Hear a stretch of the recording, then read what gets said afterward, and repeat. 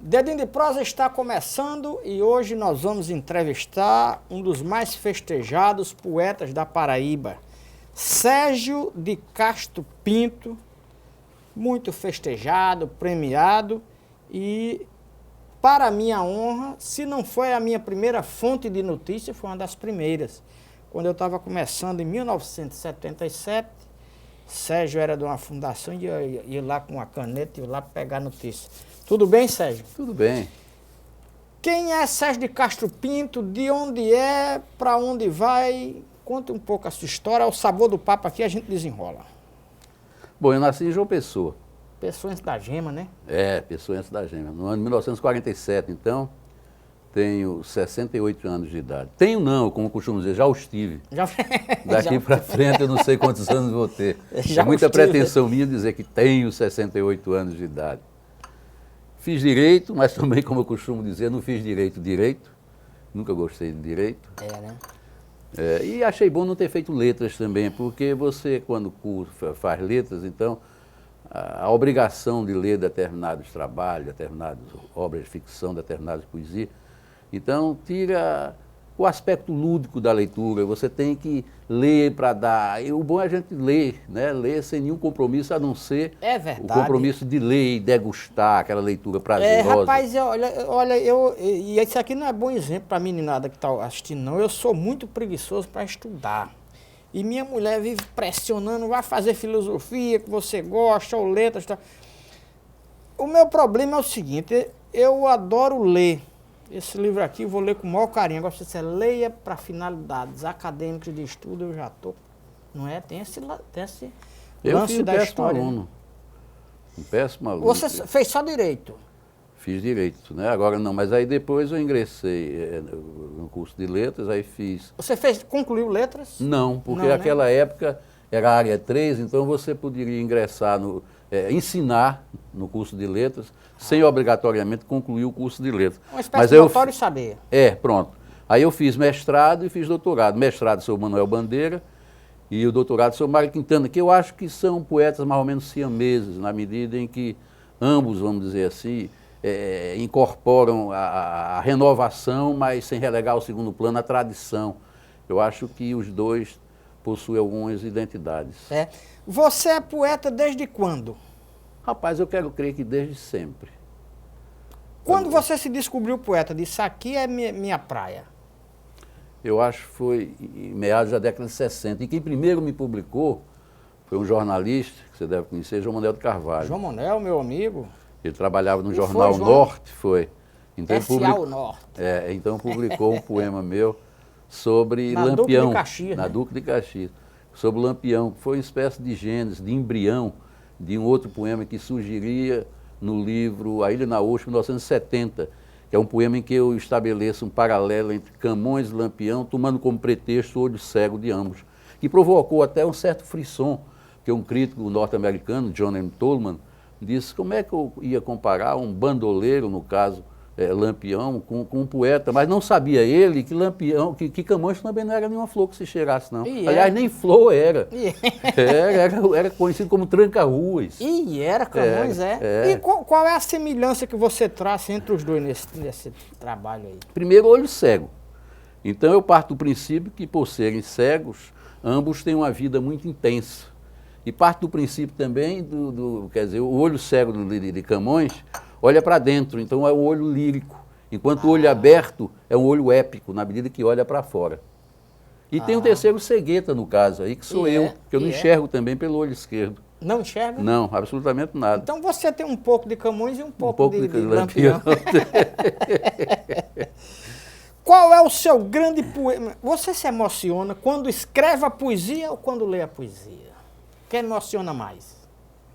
Eu acho que as duas coisas. Eu acho que quando a gente escreve um poema e vê que aquele poema está mais ou menos realizado, eu acho que aquilo, sei lá, eu me realizo por vários dias, entendeu?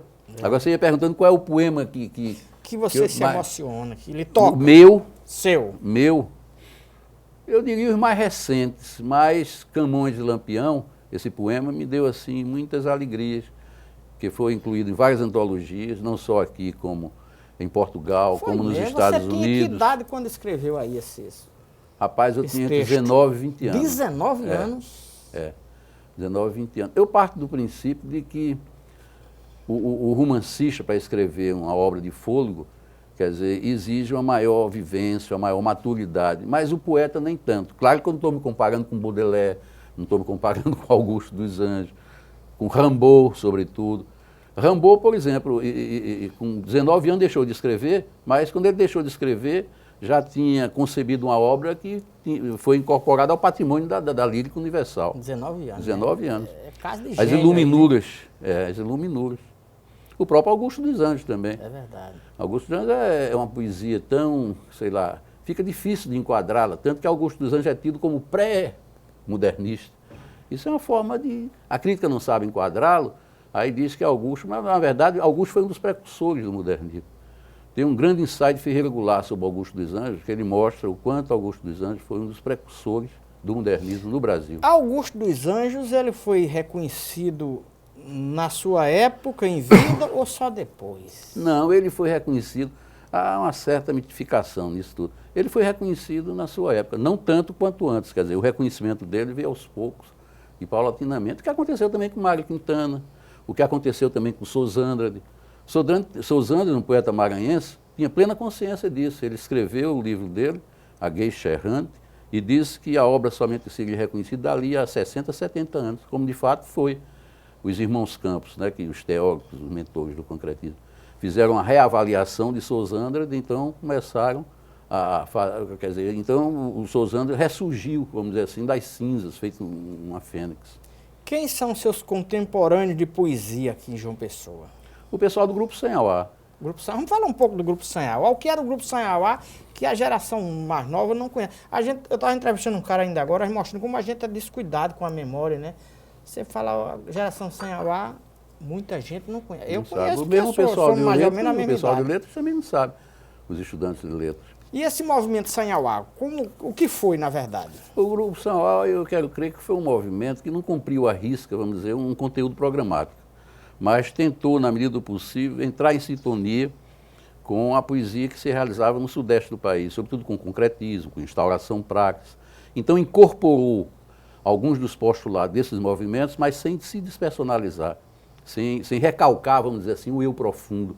Porque às vezes determinados movimentos terminam por recalcar o eu profundo, na medida que o poeta procura cumprir à risca, né, aqueles postulados daquele movimento.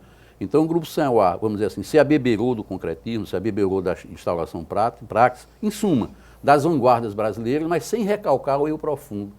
Não escreveu com o intuito de se filiar ao movimento, quer dizer, aproveitou alguns dos postulados de vários movimentos, mas preservou o eu profundo. Quem idealizou esse grupo e quem fazia parte? Quem idealizou foi o grande amigo meu, infelizmente, morto precocemente, Marco dos Anjos, não sei se você conheceu. Não conheci. Um desastre de automóvel. Marcos dos Anjos. Fernando Pessoa dizia quando morre cedo aqueles que os deuses amam.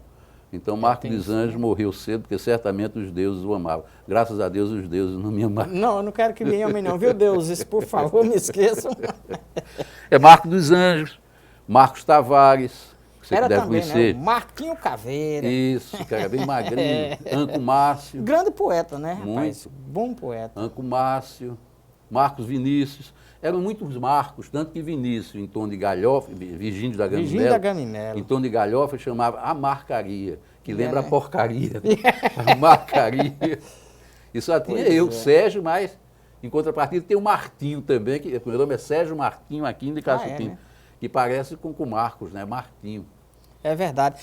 Mas eu queria que você me falasse o seguinte, como era a rotina desse grupo, qual foi o resultado, a produção desse grupo e por que ele não sobreviveu? Mas você vai me responder daqui a pouco, que nós vamos fazer um breve intervalo, a gente volta já já.